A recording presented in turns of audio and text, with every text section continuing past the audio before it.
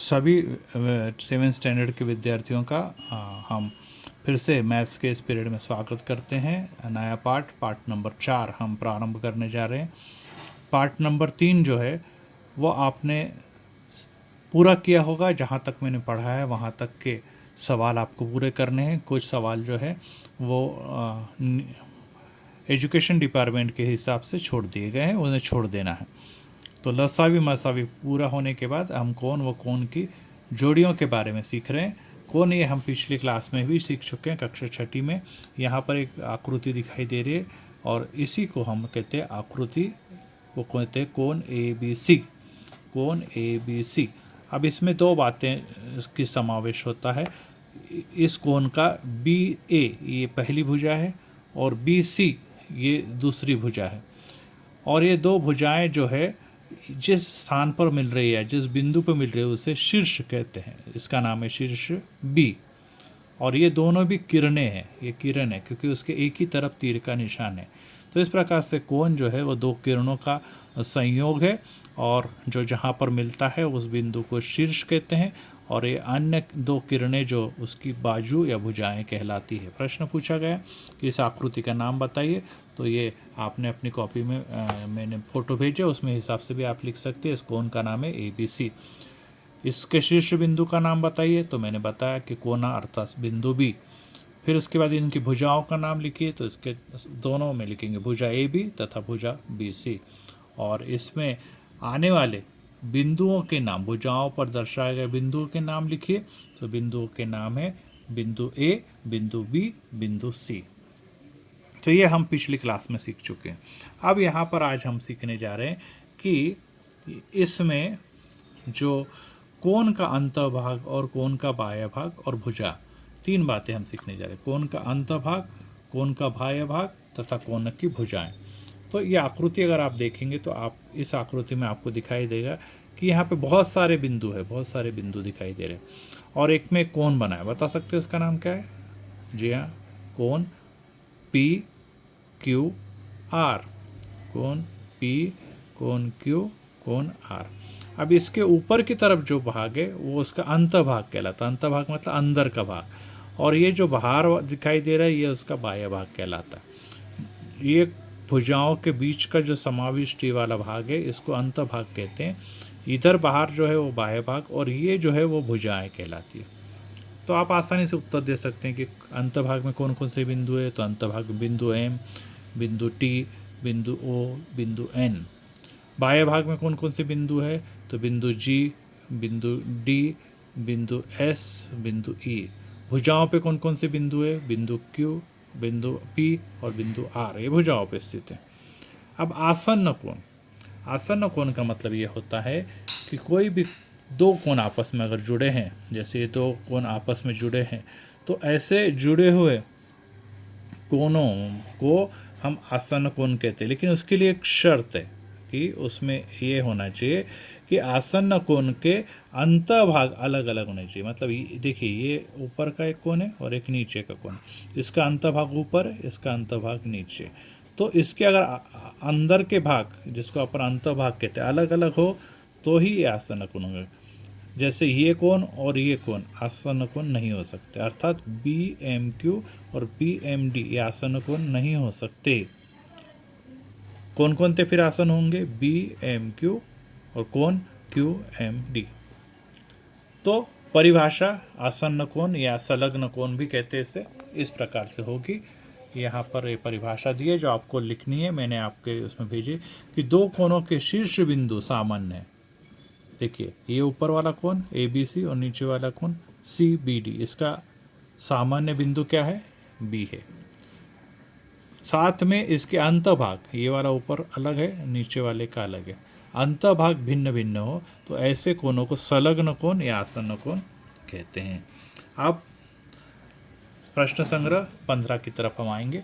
प्रश्न संग्रह 15 में आपको एक आकृति दी हुई है और इस आकृति में निरीक्षण करके आपको बताना है कि इसमें जो कोण बना है AWB, इसमें तीन बातें जो मैंने अभी पीछे सिखाई वो कौन कौन सी है। पहले अंतभाग, अंतभाग है अंदर, तो RCXN ये जो जितने भी बिंदु है ये लिखा ही हुआ है मैंने उत्तर, ये सब अंतभाग में कहलाते। बाह्य भाग में कौन से, तो बाहर है।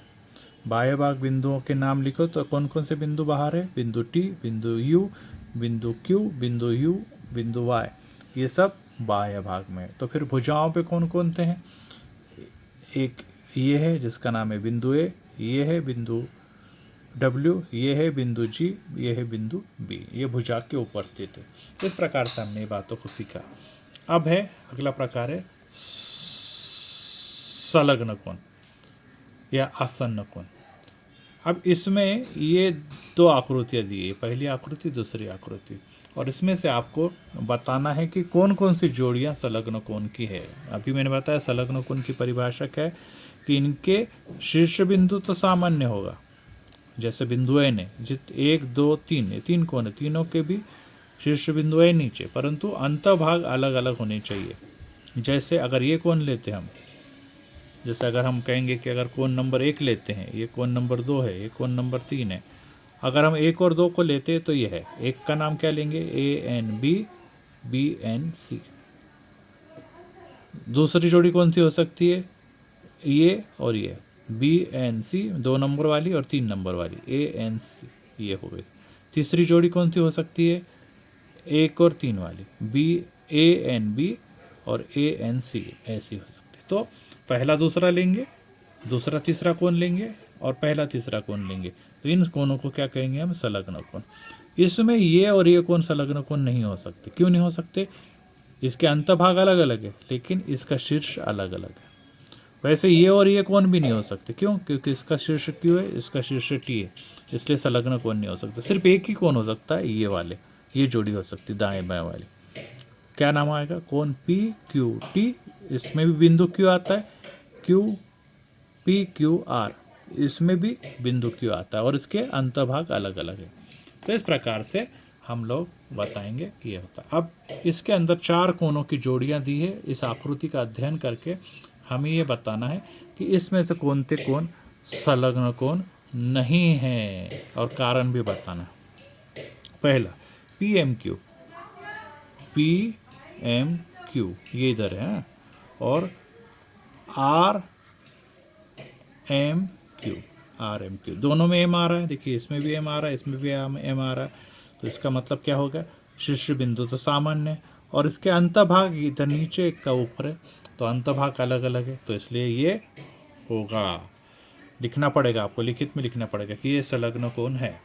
दूसरी जोड़ी RMQ और SMR, दोनों के बिंदु तो सामान्य है लेकिन इनके अंतभाग एक न होने के, अलग अलग न होने के कारण, एक के अंदर एक की है, इसलिए ये क्या है, संलग्न कोण नहीं। तो क्या आएगा यहाँ पे उत्तर, अंतभाग सामान्य नहीं। आप लिखेंगे वहाँ पे अंतभाग इसके सामान्य नहीं है, सामान्य नहीं, सामान्य है, सॉरी सामान्य है, अलग अलग होने चाहिए इसके अंतभाग, तो वैसा नहीं है। इसमें देखिए RMS ये वाला ऊपर वाला कोण और RMT इसके दोनों में तो M आ रहा है, ये तो शीर्ष बिंदु सामान्य है लेकिन अंतभाग ये दोनों के अंदर समान आ रहा है, इसलिए इसके अंतभाग सामान्य है, इसलिए ये नहीं हो सकता। फिर SMT और RMS ये दोनों कोण, इसमें दोनों में शीर्ष बिंदु सामान्य है और अंतभाग अलग अलग है। ऐसे अवस्था में इसको हम क्या कहेंगे, यस, ये संलग्न कोण है। अब अगली प्रकार देखेंगे कोटिपूरक कोण। यहाँ पर भी 2 सामान्य कोण, ये 2 संलग्न कोण दिखाई दे रहे हैं, जिसका शीर्ष बिंदु Q है, ये पहले नंबर का कोण है, ये दूसरे नंबर का कोण है, और इस पहले वाले का नाम है PQS, दूसरे नंबर है SQR। इन दोनों कोण आपस में जुड़े हुए, लेकिन इनके दोनों की माप अगर जोड़ेंगे तो इसका योगफल कितना आएगा, 90 दिखाई दे रहा है, 90 डिग्री ऑलरेडी दिखाई दे रहा है। तो इस अवस्था में 2 संलग्न कोण जो है या दो कोण है जिनके योगफल अगर 90 हो तो ऐसे कोणों को कोटिपूरक कोण कहते हैं। जिसकी टोटल 90 आएगी उसको कोटिपूरक कोण कहते हैं।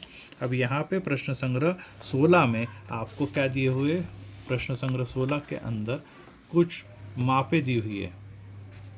ये देखिए प्रश्न संग्रह 16 40, 63, 45, 55, 20, 90 और x।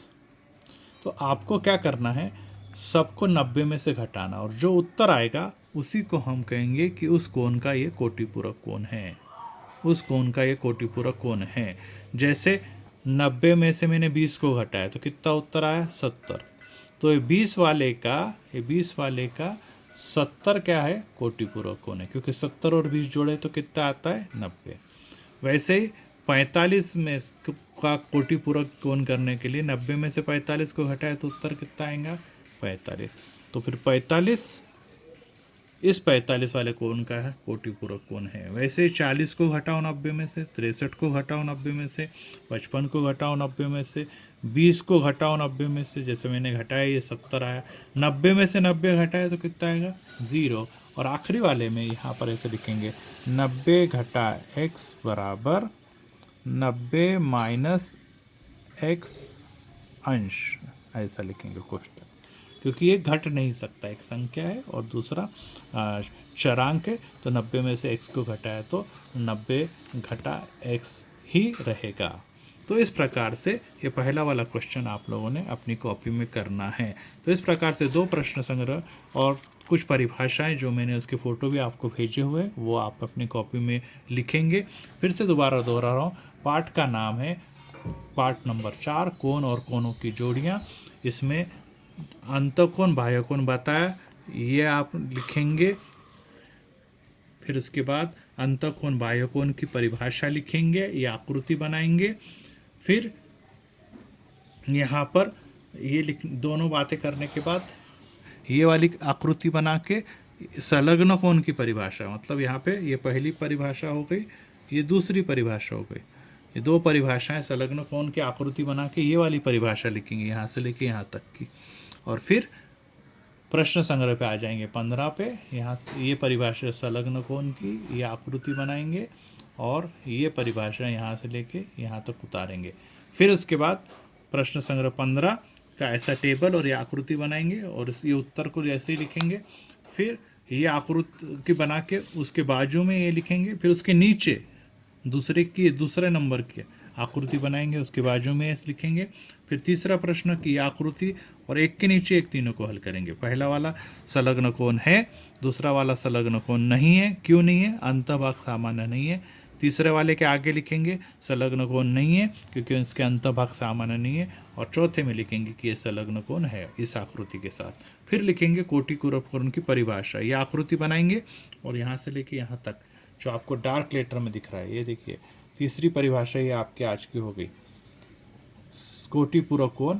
ये आकृति बना के यहाँ से लिखेंगे जिस दो कोणों के मापों का योगफल 90 हो उन कोणों को एक दूसरे का कोटिपूरक कोण कहते हैं, यहाँ तक लिखेंगे और ये वाली आकृति बनाएंगे।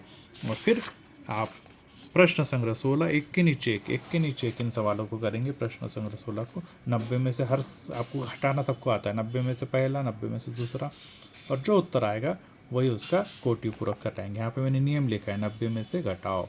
और इस प्रकार से क्वेश्चन नंबर 1 आपको करना है। क्वेश्चन नंबर 2 मैं आपको बाद में सिखाऊंगा। तो यहाँ तक का मैंने कार्य किया, लेकिन फिर से दोबारा दोहरा रहा हूँ कि गणित में पहले 3 पाठ पूरे हो चुके हैं।